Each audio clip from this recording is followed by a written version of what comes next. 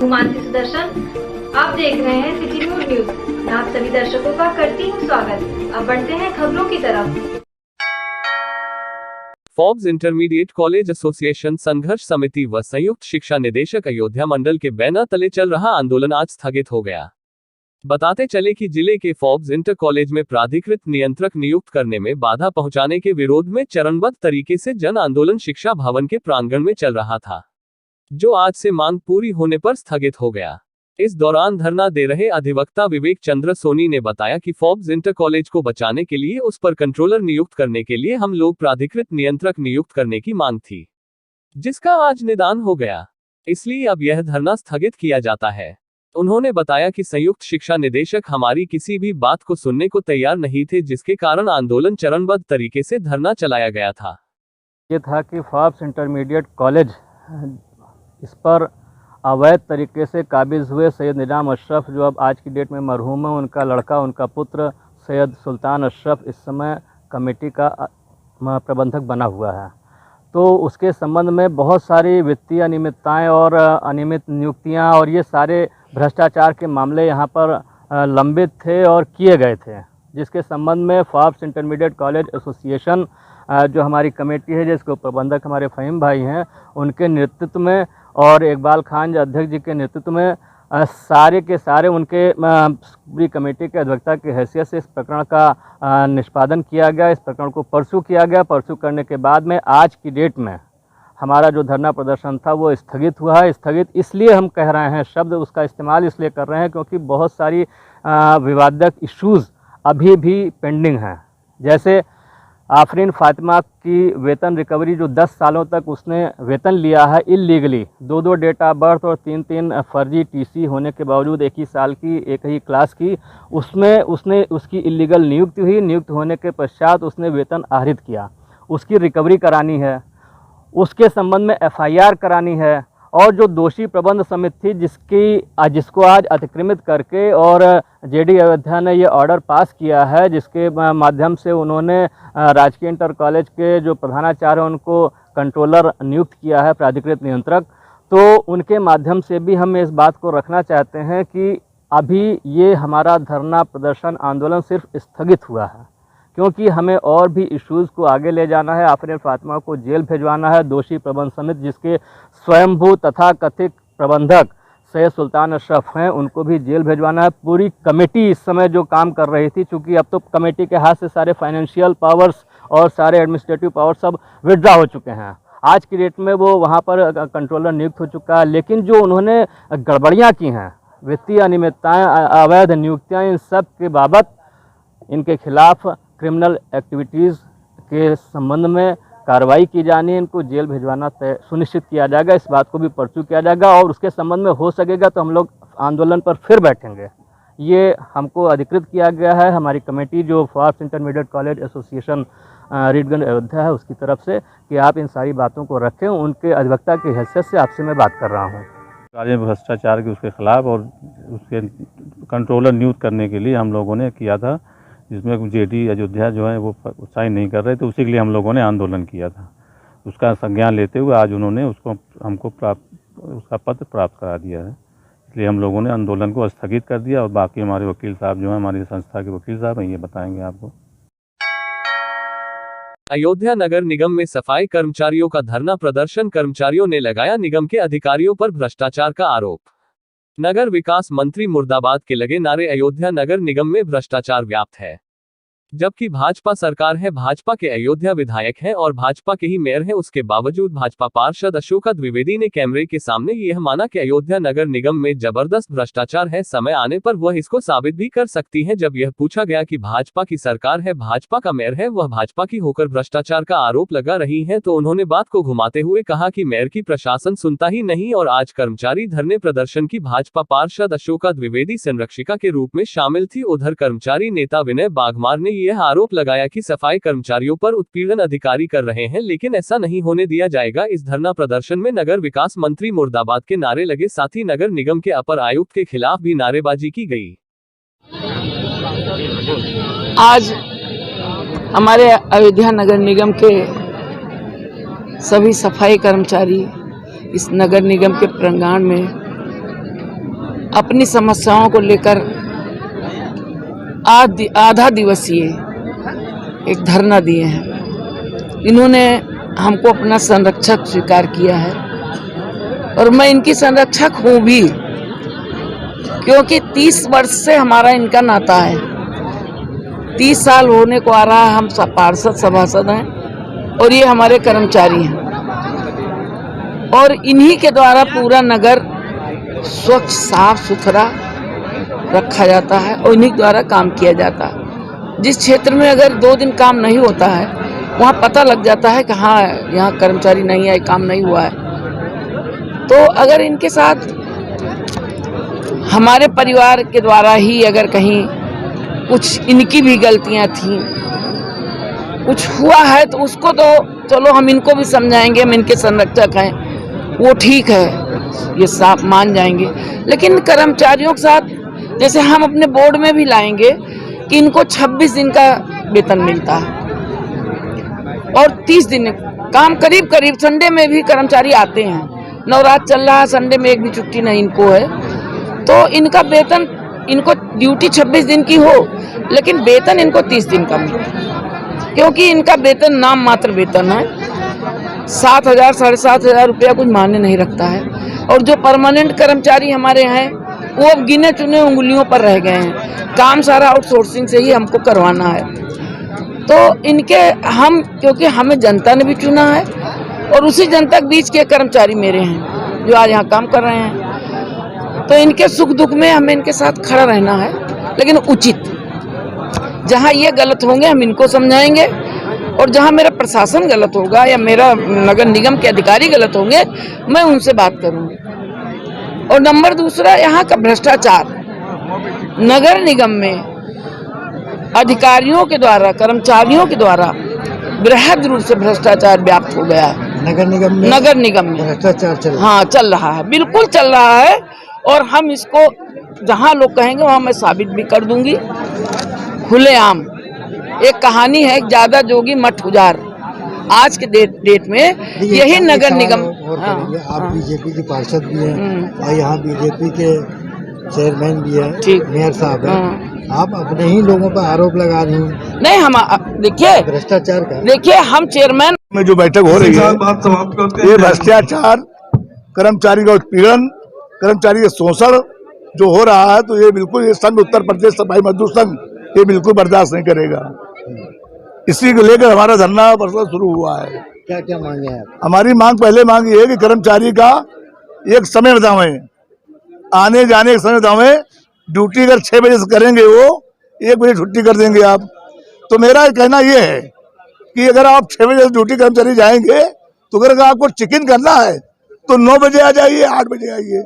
आप 6 बजे जाएंगे चेक इन करने तो कर्मचारी अपना काम शुरू करेगा कि वहाँ आप चेक इन करवाएगा, बताइए।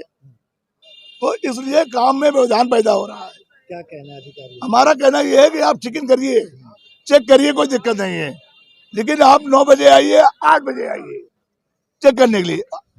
हमारा शासन जो है जो इसमें उत्तर प्रदेश का शासन जो है, जो हमारे माननीय मंत्री जी है नगर विकास, वो ये आदेश किए हैं, जो अधिकारी एसी में बैठ के आराम कर रहे थे वो आदेश किए कि आप लोग निकल कर सफाई व्यवस्था देखें। ये नहीं कहा है कि कर्मचारी को उत्पीड़न करिए, ये गलत है।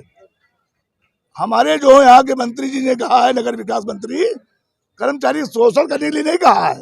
ये कहा है कि जो अधिकारी लोग एसी में बैठ के ठंडी हवा ले रहे हैं, निकलते नहीं तो निकलिए आप, क्योंकि कर्मचारी जो है धूप में गर्मी में काम कर रहे हैं, तो आप भी तो अपना पसीना बहाइए। अधिकारी से हमारी कोई बात नहीं हुई है, और अधिकारी अगर वार्ता हमसे करते हैं संघ से तो ठीक है, नहीं भी हमारा संघ जो है कोई ना कोई निर्णय लेगा। मेरा नाम विनय भागमार, पद मेरा जो है नगर अध्यक्ष।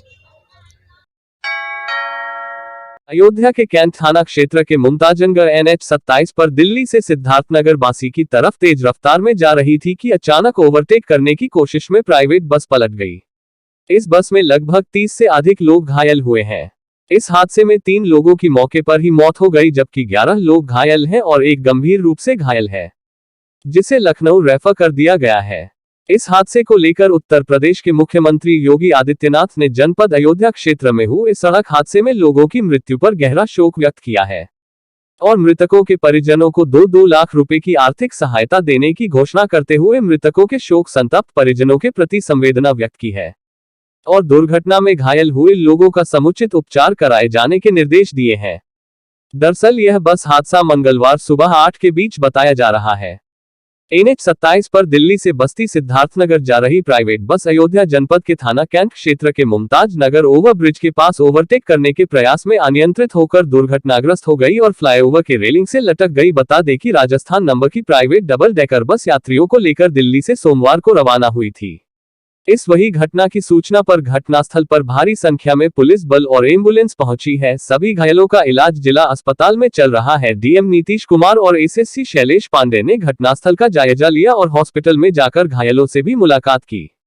डीएम नीतीश कुमार ने कहा कि यह राजस्थान नंबर की बस जो दिल्ली से बांसी जा रही थी सिद्धार्थनगर के लिए, इस बस में सवार यात्री ज्यादातर बस्ती और सिद्धार्थनगर के थे। 3 लोगों की मौत हो गई जबकि 11 लोग घायल हैं और एक गंभीर घायल को लखनऊ के ट्रॉमा सेंटर में रेफर कर दिया गया है। बाकी 10 लोगों का जिला अस्पताल में इलाज चल रहा है। डॉक्टरों की निगरानी में इनका इलाज यहां जारी है। डॉक्टरों की टीम को निर्देशित किया गया है।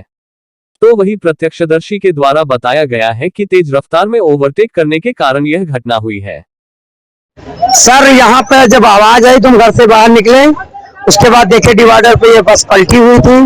उसके बाद हम शीशा तोड़ के अंदर आए तो जिसमें से 7 महिलाएं निकाले जिसका 3 हाथ पैर टूटा था और 3 आदमी को निकाले, उनका पैर कट गया था। 2 दर पे बच्चे थे लेकिन वो एक्सपायर हो गए, निकालते समय हम निकाल नहीं पाए। उसके बाद 3 बच्चे थे सर। मेरा नाम जगदीश प्रसाद चौरसिया है, मुमताज नगर का मैं रहने वाला हूँ सर। कैसे पता लगा तुम्हारे?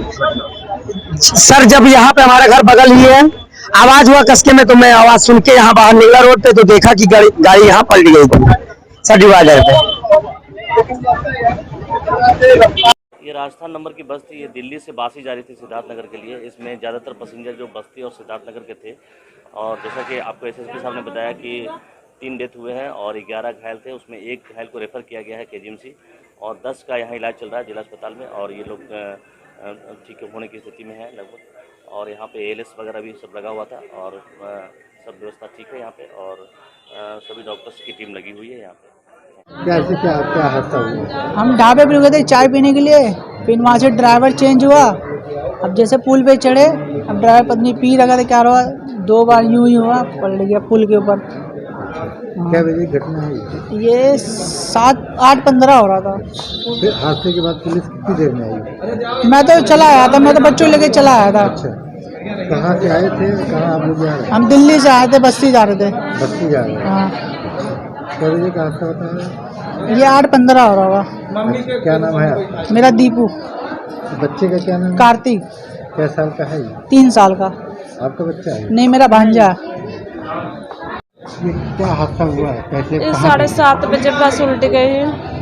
हाँ जी। कहाँ से आप लोग आ रहे थे, कहाँ जा रहे हैं? दिल्ली से आ जाता रहा, बस से उतर रहा हम लोग का। ये क्या बजे की घटना है? 7:30 बजे। अच्छा, कैसे हुआ ये हादसा? बस उल्ट गई। बस उल्टी कैसे उल्टी की पता चला? पता नहीं कैसे उल्टा, बस खाली उल्ट गई, ऐसे होएगी करा उठेगी बस। अच्छा, जब हादसा हुआ उसके बाद फिर पुलिस कितनी देर में आई? पुलिस लोग को मेरे को नहीं पता, मेरे बच्चे को लेकर मैं दूरते डॉक्टरी में भगेन, मेरी सर सामान हुई पे और मेरे को नहीं पता पुलिस कब आए कब नहीं आए। अच्छा, यहाँ इलाज कैसा हो रहा है? इलाज कौन है अभी तक आपसे मिलने? मेरे से अभी तो इलाज हो रहा है, बोतल चढ़ गए, बोतल फिर चढ़ रहा है कुड़ी मेरे। अच्छा, कहाँ चोटें आई? इसके माँ से यहाँ से निकल कर सिर फाट गया। अच्छा, कोई अधिकारी आया? नहीं जी, यहाँ पे अधिकारी नहीं, खाली में देख रहे हैं अपन 2-4 पुलिस भी साथ आ रहे हैं, घूम के गए हैं। अच्छा, इलाज सही हो रहा है? हाँ जी, इलाज सही हो रहा है। क्या नाम है आपका? अनीता। कहाँ जा रही थी? मैं जा रहा था भापुर। सिद्धार्थ? हाँ जी, बन सिद्धार्थनगर। बच्चा कितने साल का है? ये बच्चा 14 महीना का। हाँ। क्या नाम है? अंशिका। लड़की? हाँ जी। डॉक्टर साहब, ये जो एक्सीडेंट हुआ है, कितने लोग यहाँ अस्पताल में आए, कितने लोग उपचार हुआ, कितनों की डेथ हुई? टोटल जो है 19 पेशेंट आए थे, जिनमें जो है 2 पेशेंट जो है ब्रॉड डेथ थे, जो है मरे हुए आए थे। 1 पेशेंट का डेथ जो है ड्यूरिंग ट्रीटमेंट हुआ जो है। 1 पेशेंट सीरियस था, उसको जो है KGMC भेज दिया गया जो है। बाकी 15 पेशेंट में जो है 10 पेशेंट एडमिट हैं। एडमिट तो 15 भी हैं, लेकिन 5 जो है की हालत ठीक ठाक है, वो टहल रहे हैं, बेड पर नहीं रह रहे हैं। 10 मतलब बेड पर हैं। तो टोटल 19 पेशेंट आए थे जो, इसमें सब लाए गए थे। कौन लेके आया था? क्या ये सभी पेशेंट एम्बुलेंस के द्वारा, जिला प्रशासन द्वारा लाया गया था। जो है सब सही तरीके से आए थे। तुरंत हमने जो है 8-10 के आसपास, 8-15 में घटना हुई, हमने सभी अपने डॉक्टर्स को बुला लिया, सभी फार्मासिस्ट आ गए और काफ़ी वेल मैनेज हो गया। जो है डीएम साहब, एसएसपी साहब भी आए थे राउंड पर। जो है सबने बहुत तारीफ की कि जो बहुत अच्छी व्यवस्था थी। जो कितने डेथ की पुष्टि कर रहे हैं? 3 डेथ की पुष्टि करते हैं। 2 ब्रॉड डेड आए थे, मरे हुए ही आए थे, जो उनकी बॉडी काफ़ी खराब हो गई थी। एक ड्यूरिंग ट्रीटमेंट हमारे हॉस्पिटल में मरा। जो ट्रीटमेंट की बात किया जाए तो किस तरह का ट्रीटमेंट दिया जा रहा है उनको? क्या इंजरी हुई है? इंजरी में काफ़ी किसी का कटा है, ज़्यादातर जो कट इंजरी ज़्यादा है, कुछ को फ्रैक्चर्स भी हैं। जन बात अभी टोटल इंजरी हम मैनेज कर रहे हैं। अब एक्सरे होंगे तो पता चलेगा कहाँ कहाँ पर इंजरी है। जो टोटल जो बाकी हमने ब्लीडिंग, किसी भी इंजरी में सबसे पहला ट्रीटमेंट होता है कि मरीज को जो है ब्लीडिंग को चेक करें। जो है तो उनका जो स्टिच करके, बैंडेज करके जो है, फिर हम उसको जो एक्सरे वगैरह कराएंगे। अगर टूटा होगा जहाँ जहाँ तो फिर प्लास्टर करना पड़ेगा, और अगर सीरियस इंजरी होगी अल्ट्रासाउंड वगैरह कराने के बाद तुमको अगर रिफ़र करने की ज़रूरत होगी तो हम हायर सेंटर में भी रिफ़र कर देंगे। कोई मरीज रिफर भी हुआ? एक रिफ़र तो बता रहे हैं कि फिर हमने KGMC में कर दिया है, ट्रामा सेंटर में। क्या नाम डॉक्टर साहब आपका? हमारा नाम डॉक्टर सी राय, SIC अयोध्या। शांति हरि ओम नमस्ते गणपते तुमेव प्रत्यक्षं तत्तमसि तमेव ज्योलं कर्तासि तमेव ज्योलं धर्तासि तमेव ज्योलं हर्तासि तमेव सर्वं खल्विदं ब्रह्मासुतं साक्षादात्मासि नित्यमृतं वच्मि सत्यं वच्मि ओम महामवतारं मोदातारं मोदातारं भवां शानमो शिष्यमो पश्चातातो पुरस्तातो चोदरातातो दशयातात् चूर्धवाताधवाधराता सर्वमा पाहि पाहि समन्तात् त्वां वाङ्मस्तं चिन्मया त्वामानन्दस्तं ब्रह्मयातं सच्चिदानन्दादित्युतं प्रत्यक्षं ब्रह्मासुतं ज्ञानमयो विज्ञानमयोऽसि सर्वं जगदं त्वत्तो जायते सर्वं जगदं त्वत्तिष्ठति सर्वं जगदं त्वलयमिषति सर्वं जगदं त्वयि प्रत्येति त्वां विरापो नलो नीलो नभातं चत्वारवाक्पदानि त्वं मूर्धया प्रधानमंत्री जी के साथ ही मुख्यमंत्री आदित्यनाथ होगा। 1100 दिवसीय धार्मिक महानुष्ठान का संकल्प श्री राम लला के दरबार में पहुंचाने के लिए श्री राम जन्मभूमि के मुख्य पुजारी श्री सत्येंद्र दास जी से उनके आश्रम सत्यधाम मंदिर पहुंचकर भेंट करते हुए संकल्प समर्पित किया। महानुष्ठान के संकल्प का यज्ञोपवीत मुख्य पुजारी श्री प्रभु श्री राम जी, भरत, लक्ष्मण, शत्रुघ्न जी को अर्पित करेंगे। जनपद में आज निषादराज और महर्षि कश्यप की जयंती मनाई गई। अयोध्या में एक लॉन में आयोजित निषादराज जयंती समारोह में केंद्रीय राज्य मंत्री साध्वी ज्योति निरंजन ने शिरकत की। इस दौरान मीडिया से मुखातिब होते हुए साध्वी ज्योति निरंजन ने कहा कि विधानसभा चुनाव को लोग कह रहे थे जनता किधर जाएगी, लेकिन मोदी जी ने 2014 में ही विकास की नींव रख दी थी और 2022 के चुनाव में भाजपा पूर्ण बहुमत में सरकार बनाई है।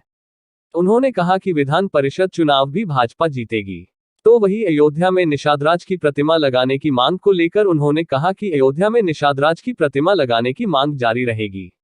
उन्होंने कहा कि निषादराज श्रृंगारपुर के राजा थे। किसी भी पार्टी ने श्रृंगारपुर में एक भी ईंट नहीं रखी। वहां पर योगी जी के द्वारा निषादराज की प्रतिमा का निर्माण हो रहा है और वहां का विकास भी हो रहा है। जो हमारी सांस्कृतिक धरोहर है, भाजपा उसको सहेज रही है।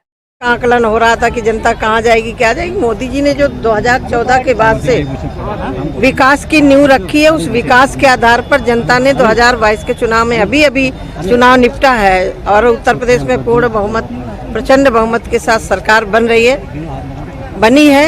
अभी ये विधान परिषद के चुनाव ही भारतीय जनता पार्टी जीतेगी। मांग है, हमने रखा ही मांग भी मांग तो बहुत पहले चल रही क्या? नहीं, मांग देखिए, मांग आपकी सरकार कुछ करेगी। मांग कब रखनी चाहिए ये भी विषय है ना। नहीं, विषय तो आपकी दूसरी बात सरकार बनी है। अभी तो मंदिर बनना शुरू हुआ भाई, अभी तो वहाँ काम चालू है। आप ये कल्पना करिए, जिस श्रृंगारपुर के राजा थे, हमारे निषाद समाज के गौरव, निषाद समाज के पूर्वज, उस श्रृंगारपुर पर किसी भी राजनीतिक पार्टी ने एक ईंट नहीं लगाई थी। वहाँ योगी जी ने हमारे निषाद राज की प्रतिमा और वहाँ का एक भव्य निर्माण हो रहा है। ये दर्शाता है कि हमारे जो पूर्वज थे, हमारी जो सांस्कृतिक धरोहरें थी, उनको हमारी सरकार ने चिंता भी की है, उनका पुनरुद्धार करने का प्रयास कर रही है। गोरखपुर में हुए सुरक्षा बल पर हमले के बाद अयोध्या में सुरक्षा घेरा सख्त कर दिया गया है, क्योंकि अयोध्या में भगवान राम के जन्मोत्सव को मनाए जाने की तैयारी की जा रही है, जिसमें लाखों श्रद्धालु शामिल होने संभावना बनाई जा रही है, जिसको देखते हुए सभी प्रवेश द्वारों पर सघन चेकिंग की जा रही है। तो वही सीसीटीवी के माध्यम से संपूर्ण मेला क्षेत्र में संदिग्धों पर पुलिस विभाग नजर रख रहा है। पुलिस के सभी दस्ते सक्रिय कर दिए गए हैं। वही अयोध्या की सुरक्षा को लेकर अयोध्या सीओ RK चतुर्वेदी का कहना है कि कोविड-19 के बाद पहली बार रामनगरी में बड़ी संख्या में श्रद्धालु आए हैं। फैसले के बाद इतनी बड़ी संख्या में श्रद्धालुओं के आने की उम्मीद पहली बार की गई है, जिसको लेकर सुरक्षा के इंतजाम किए गए हैं। बाहरी फोर्स भी बुलाई गई है और साथ ही पुलिस के सभी दस्ते सक्रिय कर दिए गए हैं। अयोध्या में सुरक्षा के इंतजाम माकूल हैं और बाहरी जनपदों से भी फोर्स को मंगाकर तैनात किया गया है। RPF, CRPF, ATS, NSG commando समेत सभी खुफिया एजेंसियां लगी हुई हैं। जगह जगह पर चेकिंग पॉइंट है और सभी पर नजर रखी जा रही है, जिससे कि मेला सकुशल निपट सके। अयोध्या सीओ का कहना है कि अयोध्या में संवेदनशीलता हमेशा बनी रहती है। वही कहा, अयोध्या अलर्ट पर हमेशा ही रहता है। गोरखपुर हमले को देखते हुए हम और भी अलर्ट हो गए हैं। सर, आज ATS कमांडो के साथ मार्च निकाले हैं, क्या कारण है, कहाँ मार्च निकाले हैं, किस लिए निकाला गया है? ये कोविड के बाद और माननीय सर्वोच्च न्यायालय के जन्मभूमि के निर्णय के बाद ये पहला ऐसा चैत्र रामनवमी का मेला है जो बड़े पैमाने पर होने की संभावना है और अभी से यहाँ भीड़ भाड़ काफ़ी बढ़ गई है। तो ATS कमांडो के साथ हमारे PSC और जो बाहर से हमारी फोर्स अधिकारी आए हैं और आम पब्लिक जो अभी से मेले में आना शुरू हो गई है, उनके मन में एक सुरक्षा का विश्वास पैदा करना, अपराधियों में, खुराफाती तत्वों में भय पैदा करना, ये हमारा ये फुट मार्च और पैदल मार्च का ये हमारा उद्देश्य है। कहाँ से कहाँ तक? ये हम लोगों ने राम की पैड़ी से लेके हनुमानगढ़ी, राम जन्मभूमि और कनक भवन, जो हमारे मुख्य मंदिर हैं, मुख्य मार्ग हैं, सभी में हम लोगों ने रूट मार्च किया है। मेले को लेकर क्या तैयारी है? मेले को लेकर हमारी पूरी तैयारी है। हमारा उद्देश्य यहाँ आने वाले लोगों की सुरक्षा और उनको बेहतर सुविधा मुहैया कराना है, ताकि जब यहाँ से जाएं तो अच्छी अनुभूति के साथ जाएं। प्रगतिशील समाजवादी पार्टी के राष्ट्रीय अध्यक्ष शिवपाल यादव के द्वारा भगवान श्री राम दरबार के शेयर किए गए फोटो कर साथ लिखा है कि भगवान श्री राम का चरित्र परिवार, संस्कार और राष्ट्र निर्माण की सर्वोत्तम पाठशाला है। चैत्र नवरात्र आस्था के साथ ही प्रभु राम के साथ आदर्श से जुड़ने व उसे गुणने का भी क्षण है, जिसको को लेकर अयोध्या के संतों ने भी शिवपाल यादव को अपने अपने कर्मों की साफ करने शुभ अवसर बताया है और कहा कि राम भक्तों के रक्त को बहाने वाले मुलायम सिंह यादव व उनके पुत्र अखिलेश यादव का साथ छोड़कर भगवान श्री राम शरण में पहुंचकर क्षमा मांगे। श्री राम जन्मभूमि के मुख्य पुजारी आचार्य सत्येंद्र दास का कहना है कि वर्षों के बाद यदि अब शिवपाल यादव को भगवान के प्रति आस्था जगी है, वह बहुत ही सम्मानीय है, क्योंकि जब कोई भी अपराधी के बाद भी यदि वह व्यक्ति भगवान के शरण में जाता है तो भगवान उसे अपनाते हैं। इसलिए यदि अब उनके मन में भगवान के प्रति आस्था जगी है तो वह अच्छी बात है, लेकिन इसके साथ ही अभी देखना होगा कि जिस समय मुलायम सिंह यादव मुख्यमंत्री थे और राम भक्तों पर गोलियां चलवाई थी, ऐसे में परिवार का जो मुखिया करता होता है उसका प्रभाव पूरे परिवार पर पड़ता है। इसलिए शिवपाल यादव अयोध्या में सबसे पहले भगवान राम लला के समक्ष अपने परिवार के प्रति क्षमा मांगे। तो वही कहा कि यदि शिवपाल यादव आस्था के प्रति समर्पित होकर भाजपा में शामिल होते हैं और संकल्प लेते हैं तो अयोध्या के साधु संत जिस प्रकार से भारतीय जनता पार्टी के नेताओं के प्रति सम्मान रखते हैं, उसी तरह शिवपाल यादव को भी सम्मान संत समाज देगा। अयोध्या सिद्धपीठ हनुमानगढ़ी के पुजारी राजू दास का कहना है कि अगर भाजपा परिवार में आते हैं शिवपाल जी तो उनका स्वागत है। हिंदू सनातन की भारत में एक ही पार्टी है और पार्टी भाजपा है। खुशी की बात है वह भाजपा में आए, उनका आपका स्वागत है। राजू दास ने कहा कि शिवपाल जी को माफी मांगना चाहिए, क्योंकि वह जिस पार्टी में रहे हैं उस पार्टी के मुखिया सनातन धर्म संस्कृति के सदैव खिलाफ में रहा है और अयोध्या में निहत थे राम भक्तों पर गोली चलवाई थी। उनके हाथ, जुबान और विचारधारा गोलियों से रंगी हुई है। उनको अयोध्या आकर भगवान राम जी के चरणों में अपनी गलती का प्रायश्चित करना चाहिए। दरअसल चाचा शिवपाल यादव समाजवादी पार्टी से नाराज होने के बाद अब भाजपा में शामिल होने की अटकलें बनी हुई है, लेकिन इस बीच शिवपाल यादव ने अपनी ट्विटर हैंडल पर भगवान श्री राम दरबार की फोटो शेयर की है। माना जा रहा है कि भाजपा में शामिल होने से पहले शिवपाल यादव रामलला से अनुमति लेने के लिए अयोध्या पहुंच सकते हैं। प्रकार से और पार्टियों के लोग भाजपा में आए और भाजपा का जैसा सम्मान रहा वैसा साधु समाज ने उनका भी सम्मान किया। उसी प्रकार से यदि शिवपाल यादव जी आते हैं भाजपा में तो उनका भी वैसे ही सम्मान होगा, क्योंकि भाजपा को अन्य पार्टियों ने एक छूत पार्टी के रूप में जानती थी, लेकिन यह नहीं है कि भाजपा जो है वो राम के सहारे चलती है और राम के आस्था को स्वीकार करती चलती है। इसलिए जो भी भाजपा में आएंगे वो राम को स्वीकार करके आएंगे और राम के सहारे चलने वाली पार्टियां एकमात्र भाजपा है। जो उनमें आते हैं वो भी राम के सहारे चलेंगे। जैसा कि भाजपा ने भगवान श्री रामलला के भव्य मंदिर बनने के लिए स्वयं प्रधानमंत्री जी आकर के भूमि पूजन और शिला पूजन किया और इस बात को सभी लोग जानते हैं।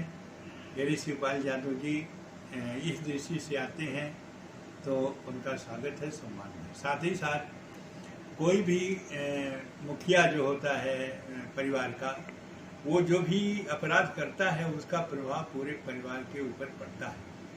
तो जिस समय मुख्यमंत्री थे मुलायम सिंह, उन्होंने जो गोली चलाई अयोध्या में कारसेवकों के ऊपर और निहत्थे कारसेवकों पर गोली चला करके उनको हत्या किया था, उसका प्रायश्चित तो उनको पड़ेगा और उसके साथ साथ सभी परिवार के ऊपर पड़ेगा। इसलिए शिवपाल यादव यदि आते हैं और अयोध्या दर्शन करने के लिए आते हैं तो भगवान के सामने उनको क्षमा मांगना चाहिए कि हमारे भाई ने जो कृत्य किया उसके लिए हम क्षमा मांगते हैं। यह जरूरी इसलिए है कि परिवार के मुखिया उस समय थे और उन्होंने जो यहाँ गोली चलवा करके और निहत्थे कारसेवकों का हत्या किया, उसका प्रायश्चित, उसका पाप वो मुखिया के ऊपर पड़ा और उसके पूरे परिवार के ऊपर पड़ा। इससे पहले तो भाजपा परिवार में अगर आते हैं शिवपाल जी तो उनका स्वागत है, क्योंकि सनातन धर्म संस्कृति हिंदू और हिंदुत्व की बात करने वाला एक ही भारत में पार्टी है जो हिंदू और हिंदुत्व की बात करती है। उनको साधुवाद, उनको धन्यवाद, हमको अपार खुशी होगी कि वो भाजपा में आए, स्वागत है उनका। देखिए शिवपाल जी को माफ़ी मांगना चाहिए, क्योंकि जिस पार्टी में वो रहे हैं उस पार्टी की लोग, मुखिया सनातन धर्म संस्कृति के सदैव खिलाफ में रहा है। और तो और अयोध्या में निहत्थे राम भक्तों के ऊपर गोली चलवाई, उनके हाथ, उनकी जबान, उनकी विचारधारा गोलियों से रंगी हुई है। इसके नाते उनको आकर अयोध्या भगवान राम के चरणों में प्रायश्चित करना चाहिए कि हे प्रभु, हम जिस पार्टी में थे उस पार्टी के मुखिया आपके भक्तों पर गोली चलाई है, इसलिए मैं क्षमा मांगता हूँ, माफ कर दो हमको और उनको सद्बुद्धि दो, अभी भी वो सुधर जाए कि उनकी विचारधारा अब भी हिंदू बनाम मुसलमान की रहती है। अब भी उनके अंदर ये भाव नहीं रहता है कि सर्वे भवन्तु सुखिनः सर्वे सन्तु निरामया, खाली मुसलमान, खाली मुसलमान, खाली टोपी, खाली टोपी, खाली टोपी। अरे कब तक ससुर टोपी टोपी करते रहोगे? टोपी करने के चक्कर में तो तुम खत्म हो गए हो, अब भी धरातल से भी खत्म हो जाओगे, क्योंकि हिंदू समझदार जागरूक हो चुका है। हिंदू अब तुम्हारे वर्ग इस भाव में आने वाला नहीं है, जिसका परिणाम स्वरूप है देख लो। तुमने अथक प्रयास किया, क्या नहीं किया, लेकिन तुम सत्ता में नहीं आ सके। आज के लिए बस इतना ही। कल फिर मिलेंगे इसी समय इसी चैनल पर। अब हमें दीजिए इजाजत। नमस्कार।